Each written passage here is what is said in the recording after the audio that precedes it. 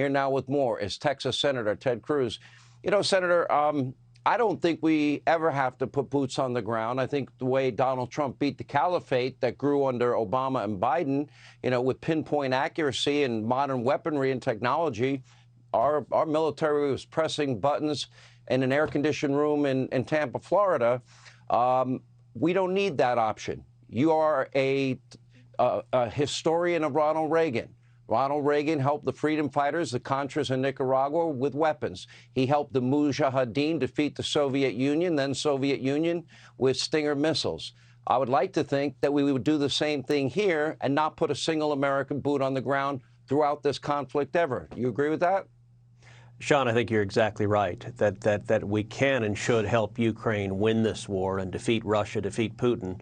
But we should not put American servicemen and women in harm's way, that we should not put boots on the ground. It's the reason that I oppose a no-fly zone. Tomorrow morning, we're going to have President Zelensky address a joint session of Congress remotely. I think he may well ask for a no-fly zone. I understand why he wants that. And there have been some Democrats, some Republicans that have foolishly echoed that call. But a no-fly zone would be a mistake because that has American pilots and American fighter jets engaged in direct conflict with Russian pilots and Russian fighter jets. And that is an invitation to escalation, an invitation to World War III. We don't want to see that. But that doesn't mean that there's nothing we can do. We can do a great deal. We can provide lethal military aid, as you said, Stingers, as you said, Javelins. Twice last year, Joe Biden halted military aid to Ukraine. In December and in April of last year, he halted military aid to try to pressure Zelensky to give in to Russia.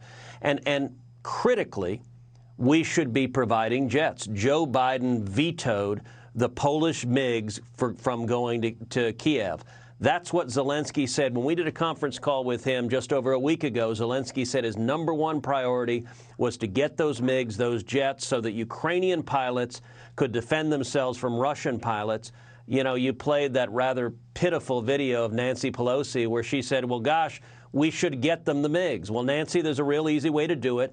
Pick up the phone and call Joe.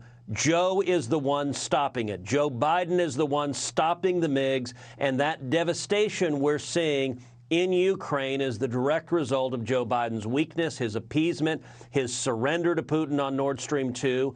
And tragically, among the casualties we're seeing are those heroic Fox reporters. And let me say my deep condolences to the families of Pierre and Sasha, and our prayers are very much with Benjamin. They are heroically being on the ground, reporting what's happening, and tragically that they paid the ultimate price for that. You know, they did. What is the rationale? I understand your arguments completely as it relates to the no-fly zone, but I don't understand the resistance to arming. You know, what difference does it make? They've had such success using the Javelins and the Stingers. Yep. Why this mysterious reluctance towards the MiGs or any other fighter jets? Is Joe afraid that Vladimir's going to get mad at him? Like he's afraid that reporters will get mad, that his staff will get mad at him if he answers a reporter's question? Well, unfortunately, Joe Biden and Kamala Harris and this administration, they believe that the way to deal with bad guys, the way to deal with our enemies, is through giving in, is through surrendering, is through weakness, is through appeasement. We've seen this with Russia. We've seen this with China. We've seen this with Iran. We've seen this with Venezuela. That is their M.O. And it's been Joe Biden's M.O. for 50 years. He's been wrong on every foreign policy question for 5 decades, literally since when I was a toddler and Joe Biden arrived in the Senate. He's been consistently wrong. And so you look at right now, Zelensky is saying we need fighter jets. And I got to tell you, in the Senate Foreign Relations Committee, there is overwhelming, even a bipartisan consensus that we should provide those fighter jets. You know, we had a recent briefing where every Democrat in the room and every Republican in the room said, provide the jets now.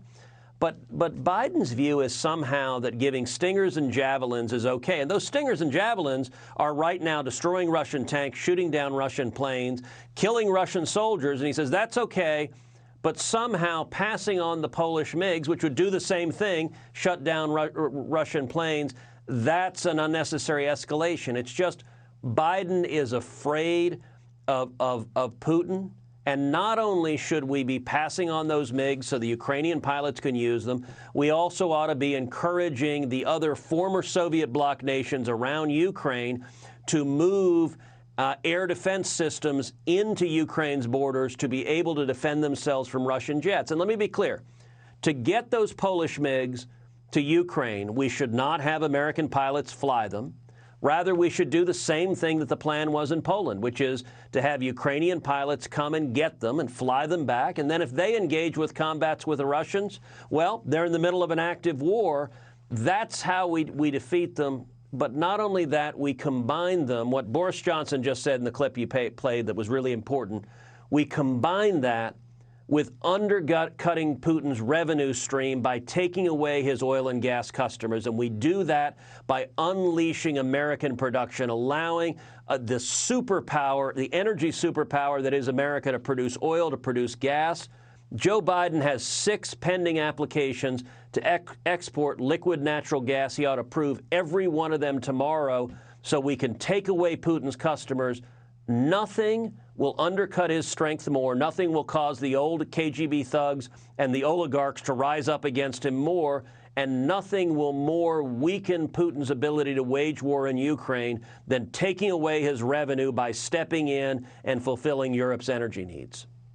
You know, Senator, Crimea was annexed when Joe Biden was Vice President, Obama president. The caliphate, it grew out completely while Joe was vice president and Obama was president. Nothing happened when Donald Trump was president. And here we go again. Now it seems that Putin's taken over the whole country. I'm not even convinced, Senator, and this is not a joke. I am not convinced Joe Biden knows that today is Tuesday. Obviously, we have Kamala Harris when she explained the situation and what's going on in Europe. Well, Ukraine is a country in Europe, and it's next to another country in Europe, and that country's called Russia, and Russia's bad, and they invaded. I'm like, okay. And it seems like she didn't know that Ukraine was not part of NATO. And then I just played a tape of the third in line for the presidency, which would be the Speaker of the House, Nancy Pelosi. And let's just point out that she seems to be struggling also.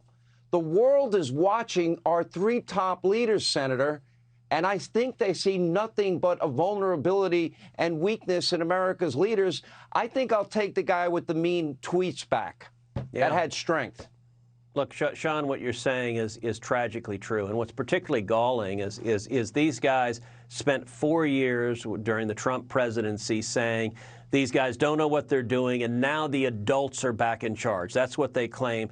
And you know, today I was meeting in my office with a Biden nominee to be an ambassador, and that nominee, she said, you know, I asked her, what do you think of the Biden foreign policy this last year? And she said, oh, it's great. It's really working well. I said, really? Like, can you give me one example? She says, well, Ukraine, we produced enormous international consensus. I'm like, you got to be frigging kidding me.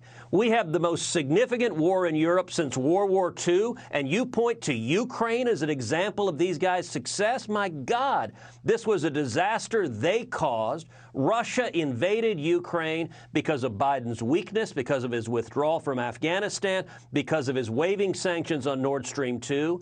And every single enemy of America is stronger, is emboldened. The chances of the next shoe dropping, of China invading Taiwan, are growing by the day because they see Biden's weakness. And right now, Biden's emissaries are in Venezuela begging Maduro to sell us oil, and are in Vienna trying to beg the Ayatollah in Iran to sell us oil. They want every enemy of America to get rich, to make billions to use to kill Americans, and the one people they don't want to actually sell oil and gas are Americans that produce American jobs.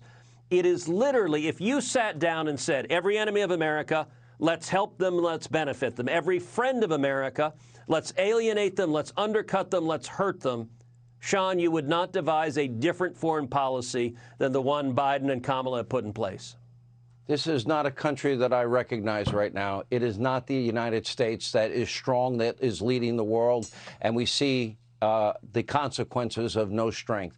Senator Cruz, we thank you as always. Hey, Sean Hannity here. Hey, click here to subscribe to Fox News YouTube page and catch our hottest interviews and most compelling analysis. You will not get it anywhere else.